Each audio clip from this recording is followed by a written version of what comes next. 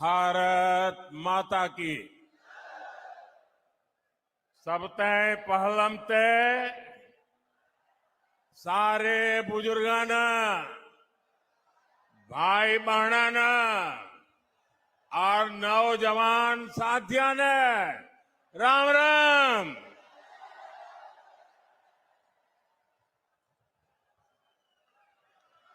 मैं सबसे पहले तो आप सबकी क्षमा मांगना चाहता हूं, क्योंकि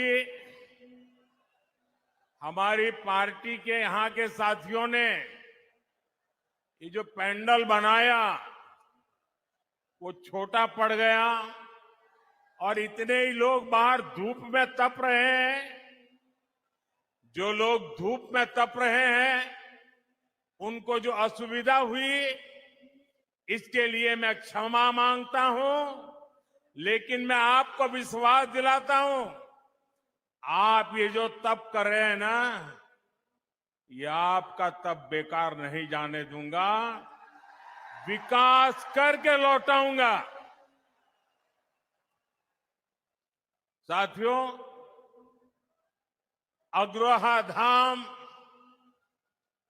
गुरु जंबेश्वर, खाटू श्याम जी और माता भनभोरी ब्राह्मणी देवी को मैं सर झुका के प्रणाम करता हूं। ये राखी गढ़ी की धरती है। ये क्षेत्र देश प्रेम और प्रकृति प्रेम दोनों के लिए जो बलिदान दिए गए हैं उसको यहां के लोग आज भी स्मरण करके पूरी मानव जात को प्रेरणा देते हैं। यहां अंग्रेजों की क्रूर तोपों के भी जख्म है, तो यहां पेड़ों की रक्षा के लिए बिश्नोई समाज के तप और त्याग की मिसालें भी है। यहां के विकास में स्वर्गीय भजनलाल जी का भी बड़ा योगदान है, आज भी लोग याद करते हैं। और ये मेरा सौभाग्य रहा कि मुझे हरियाणा में काम करते हुए भजनलाल जी के काम को देखने का मौका मिला और चौधरी बंसीलाल जी के साथ काम करने का मौका मिला। और चौधरी बंसीलाल जी मुझे हमेशा कहते थे कि भाई देख, तेरा और मेरा विशेष नाता है। मैंने कहा क्या? और फिर वो मुझे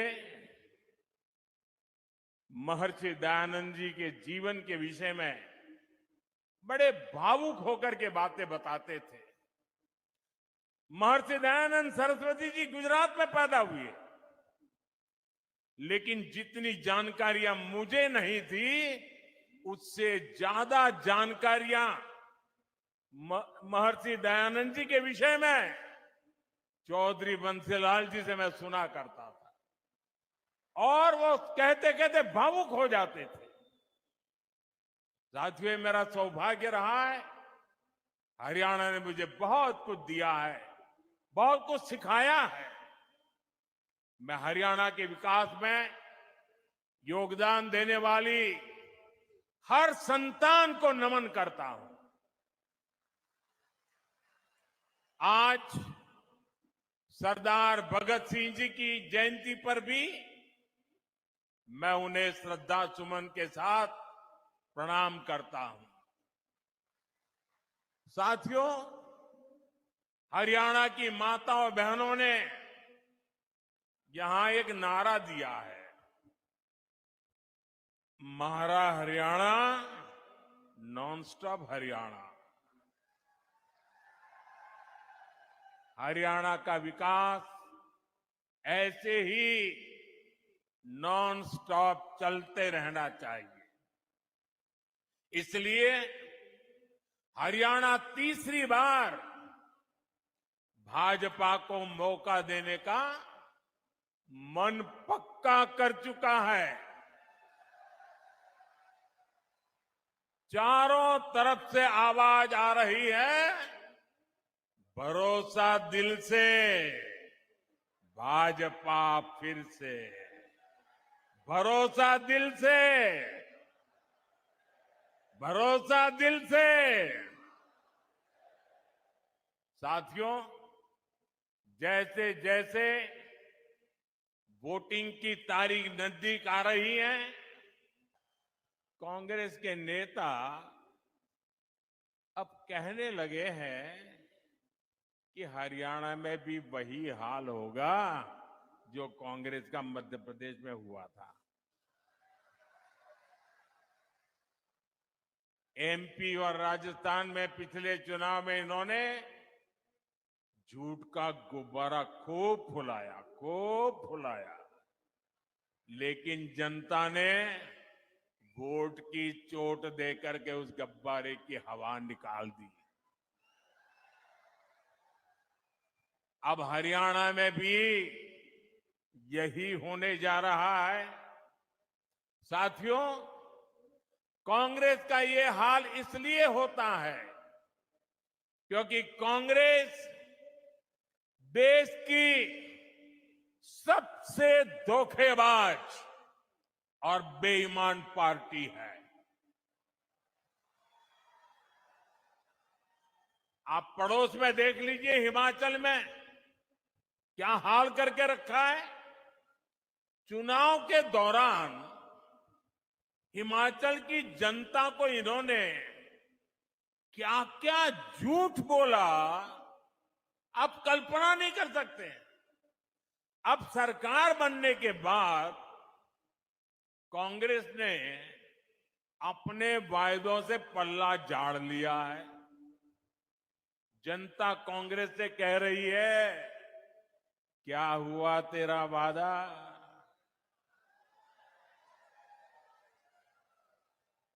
और कांग्रेस जनता से पूछ रही है, तुम कौन?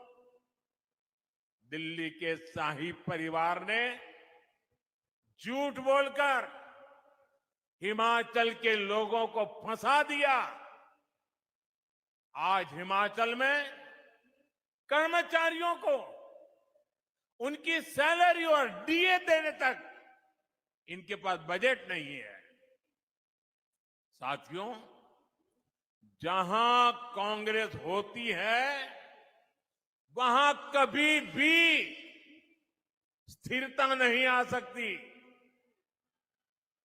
जो पार्टी अपने नेताओं के बीच एकता नहीं ला सकती, वो राज्य में स्थिरता कैसे लाएगी? आप देख रहे हैं कि कैसे यहां कांग्रेस में मुख्यमंत्री बनने के लिए मारामारी मची है। बापू भी दावेदार है और बेटा भी दावेदार है, और दोनों मिलकर बाकियों को निपटाने में लगे हैं। और ये सब देख करके हरियाणा के जागरूक नागरिक कांग्रेस को निपटाने में लग पड़े हैं। कुछ लोग ऐसे हैं जिन्होंने तन मन धन से दिल्ली के शाही परिवार की सेवा की है। अब वो भी पूछ रहे हैं कि उनसे क्या गलती हुई।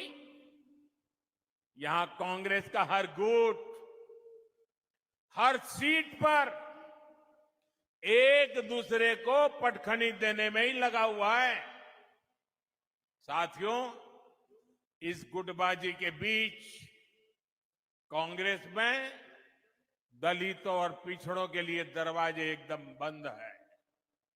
कांग्रेस जानती है कि दलित उसको वोट नहीं देता, इसलिए वो पूरे दलित समाज से नफरत करती है।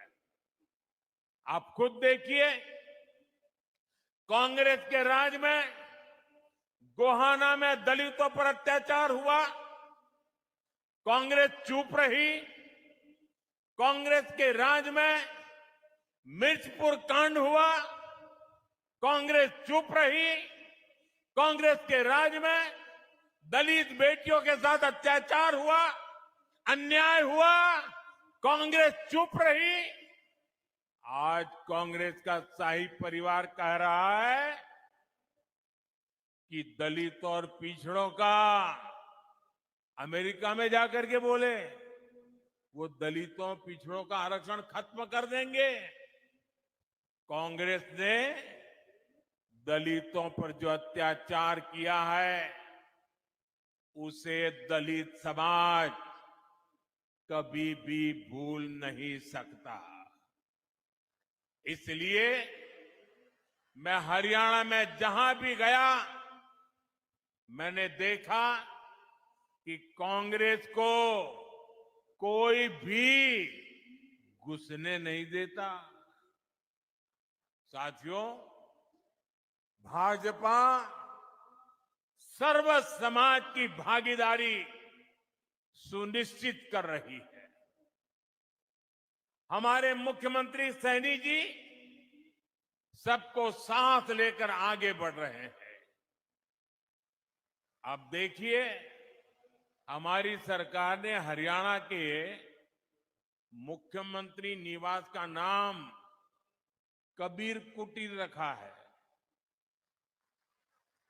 यहां हिसार में ही दलित परिवारों में भी जो वंचित है उनके बच्चों के लिए बने कबीर छात्रावास का फंड भी भाजपा ने बढ़ाया। भाजपा सरकार वंचितों को सिर्फ सहारा देती है इतना नहीं, बल्कि उनके सपनों को उड़ान भी देती है। साथियों, जिनको कोई नहीं पूछता, मोदी उनको पूजता है।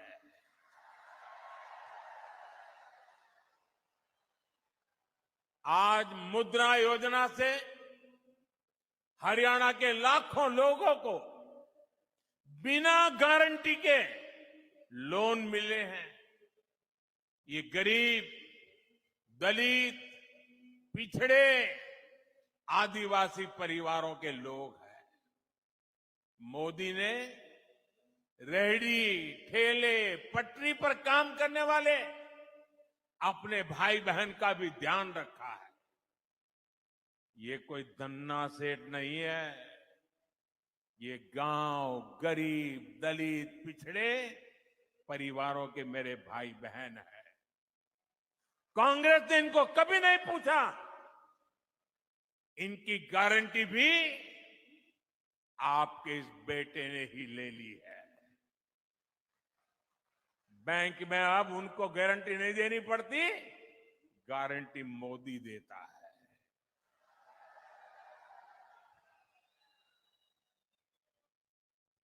इनको भी पीएम स्वनिधि योजना से हजारों रुपए की मदद बिना गारंटी के बैंक से मिली है। साथियों, कांग्रेस इतना बड़ा स्वार्थी दल है कि उसे वोट के अलावा कुछ नहीं दिखता। कांग्रेस ने किसानों को भी हमेशा वोट बैंक के रूप में ही देखा है।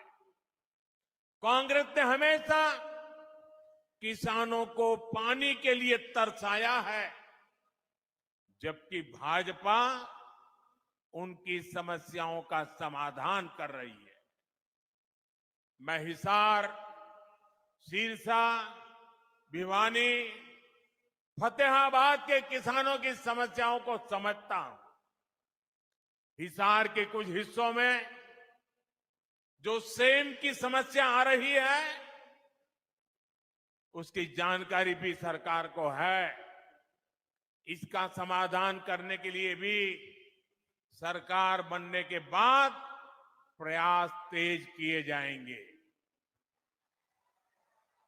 साथियों, कांग्रेस यहां किसानों के लिए बड़ी बड़ी बातें करती है, लेकिन आपको भूलना नहीं है, हुड्डा जी सरकार तो 2 रुपये के मुआवजे वाली सरकार थी।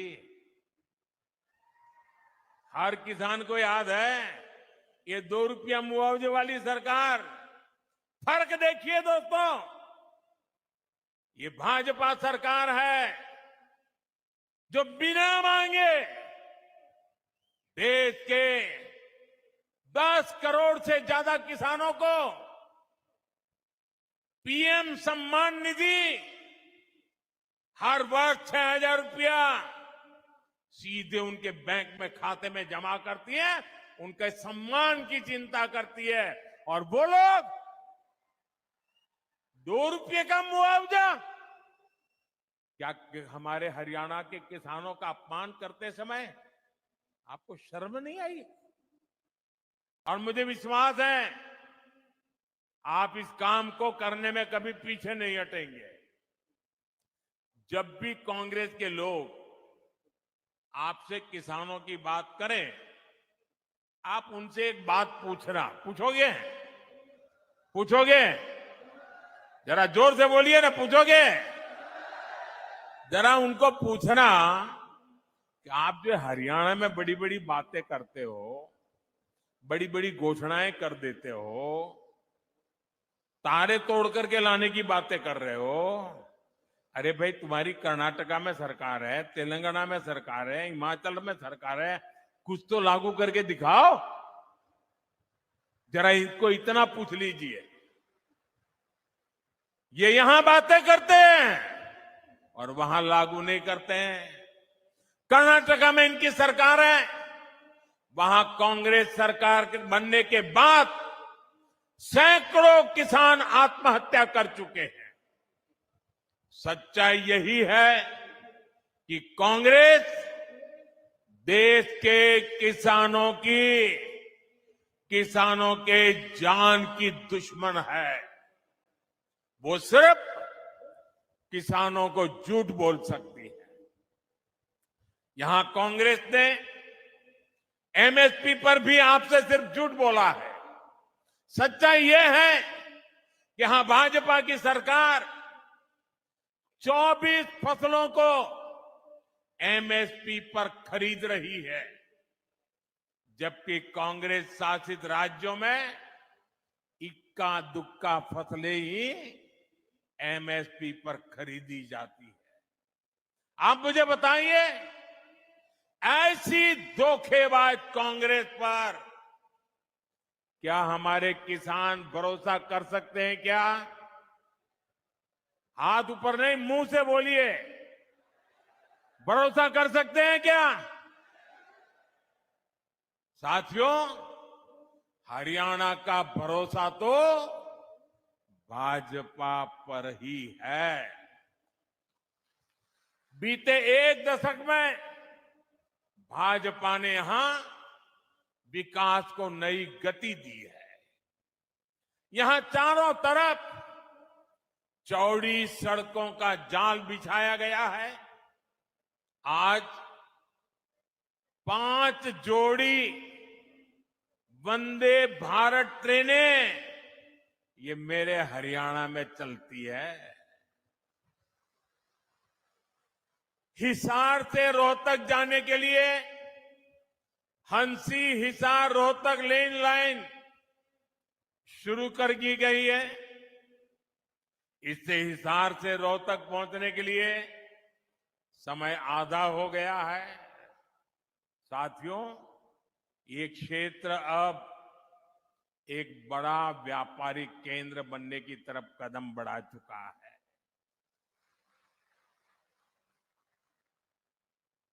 हिसार एयरपोर्ट बनने से यहां नए उद्योगों को बढ़ावा मिलेगा और आज मुझे बता रहे हैं कि इतना बड़ा जहाज पहली बार यहां उतरा है और मुझे आने का सौभाग्य मिला है। और भाजपा सरकार बनने के तुरंत बहुत ही कम दिनों में इसका कॉमर्शियल कामकाज भी शुरू हो जाएगा दोस्तों। और इसका फायदा व्यापार उद्योग के साथ साथ यहां के किसानों को भी होने वाला है। अब किसानों की उपज आसानी से कम समय में विदेश निर्यात कर पाना संभव हो पाएगा। और आज हिंदुस्तान के किसानों के द्वारा पैदावार की गई चीजें दुनिया के बाजार में गर्व से बिक रही है। इससे व्यापारियों को, दुकानदारों को, किसानों को, हर किसी को फायदा होने वाला है। हमारा प्रयास यही है कि यहां नए उद्योग लगे। हम चाहते हैं यहां दुनिया भर से निवेशक आए ताकि युवाओं को ज्यादा से ज्यादा रोजगार मिले। साथियों, कांग्रेस ने यहां के युवाओं पर भी दोहरा वार किया है। एक तो कांग्रेस के समय में बिना खर्ची पर्ची के सरकारी नौकरी नहीं मिलती थी। दूसरा, घूस देने के लिए गरीब को खेत तक बेचने पड़ते थे। भाजपा ने बिना खर्ची पर्ची नौकरियां दी। और यही बात कांग्रेस को अखर गई है। इसलिए कांग्रेस की भर्ती रोको गैंग ने युवाओं को नौकरियां देने पर ब्रेक लगवा दिया।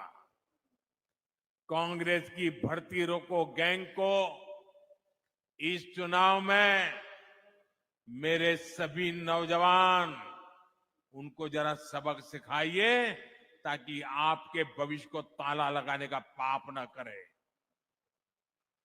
साथियों, कांग्रेस सिर्फ लूट खसूटी नहीं करती बल्कि निर्लज्जता से उसका बचाव भी करती है।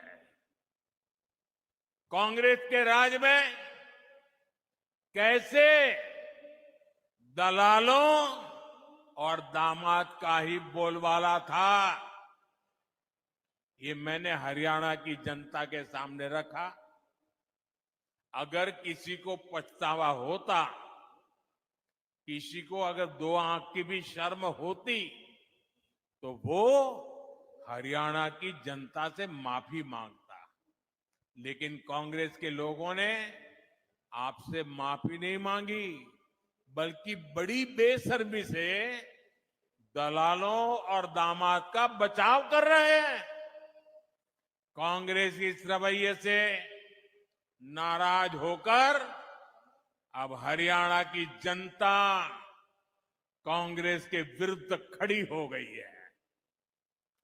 अब जनता खुद इनका कच्चा चिट्ठा बाहर निकाल रही है। आप भी देख रहे हैं कैसे हर रोज इनके समय के घोटालों के नए नए कागज सामने निकल करके आ रहे हैं। साथियों, हरियाणा के लोग हर गांव, हर गांव सह सकते हैं, लेकिन हरियाणा के लोग देश के विरुद्ध कोई बात सह नहीं सकते। हरियाणा के लोग कट्टर देशभक्त हैं।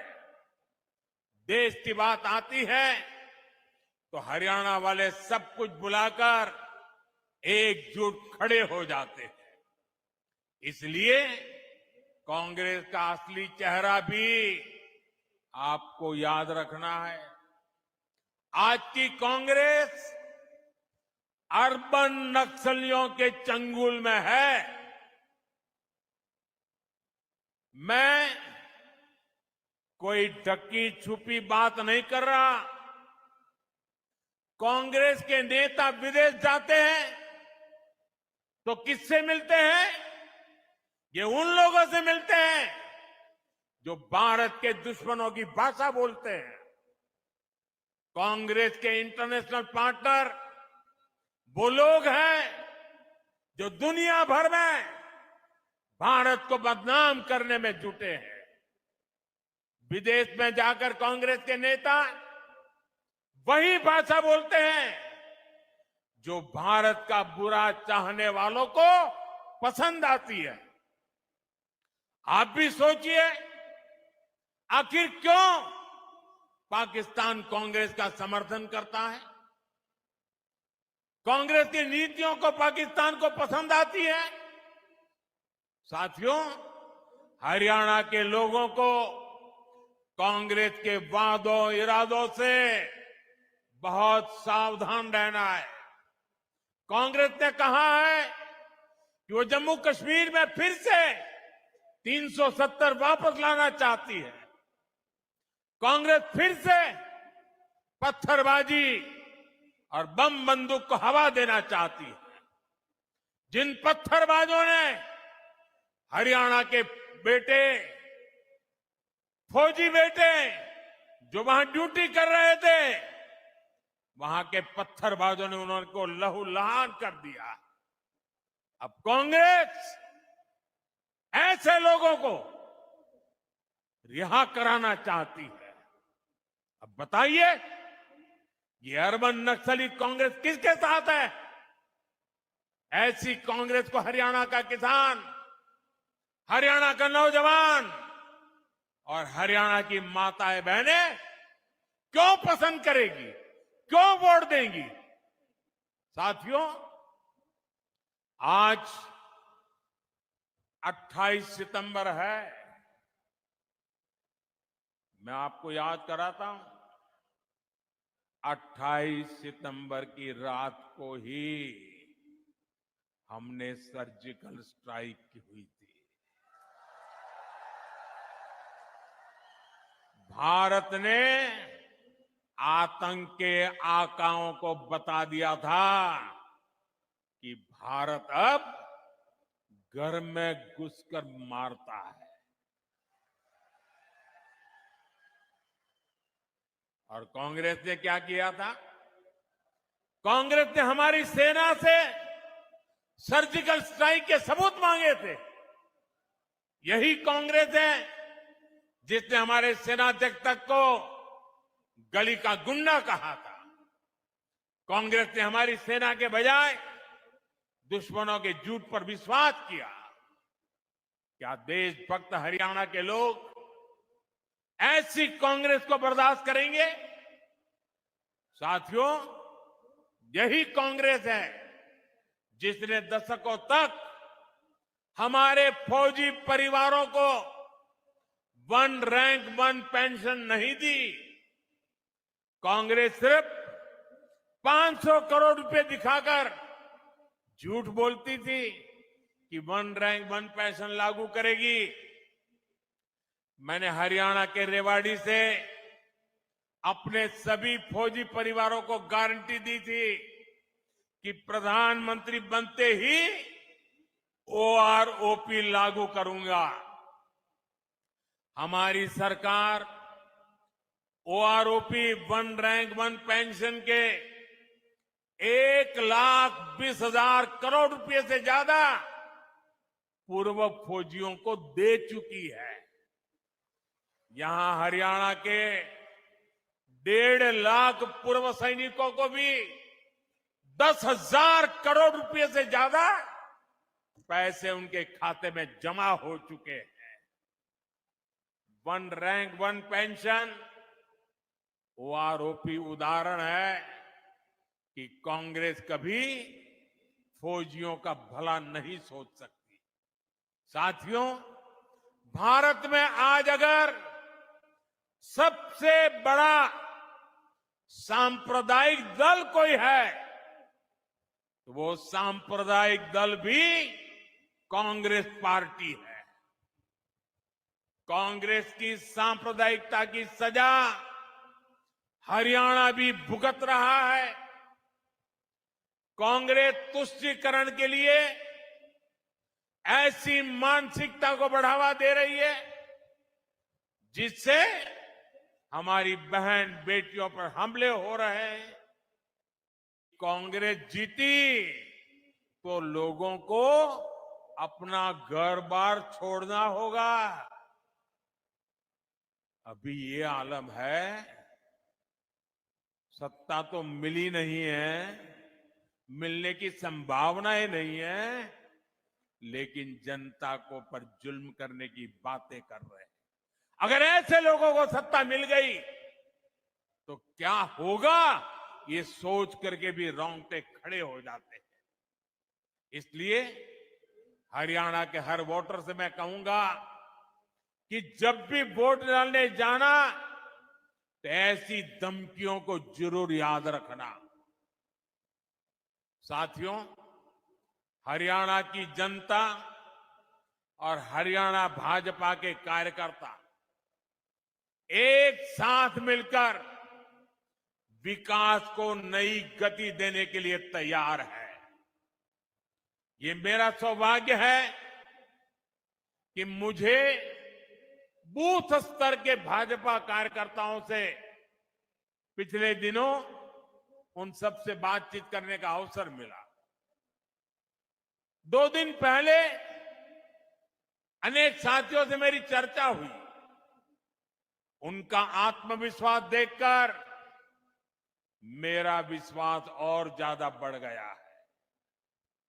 मैं हरियाणा के सभी भाजपा कार्यकर्ताओं से भी कहूंगा, हरियाणा हांगे का प्रदेश है, पूरा हांगा ला दियो।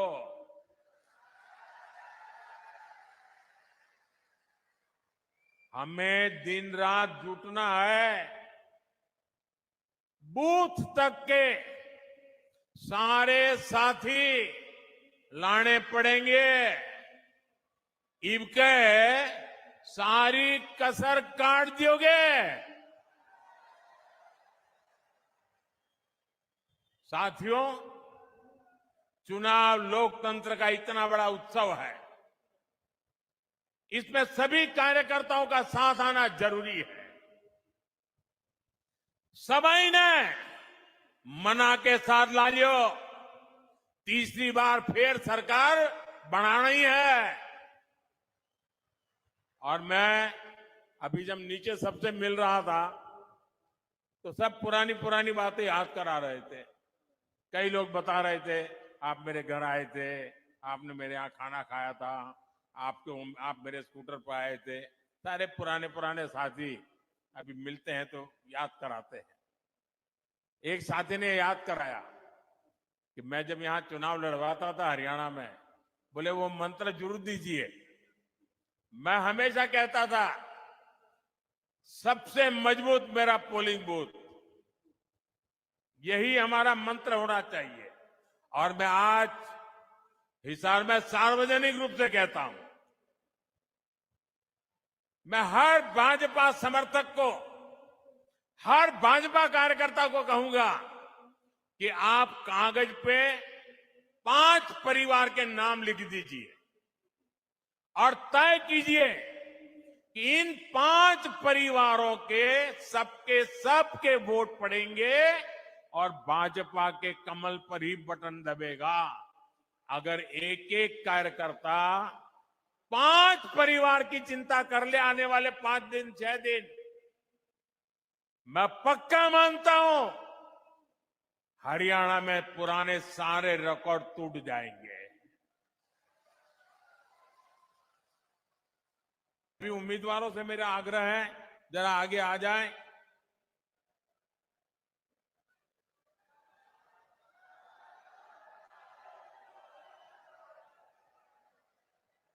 आप सबके आशीर्वाद उनको मिले, ये प्रार्थना करने के लिए मैं आया हूं। मेरे साथ बोलिए, भारत माता की, भारत माता की।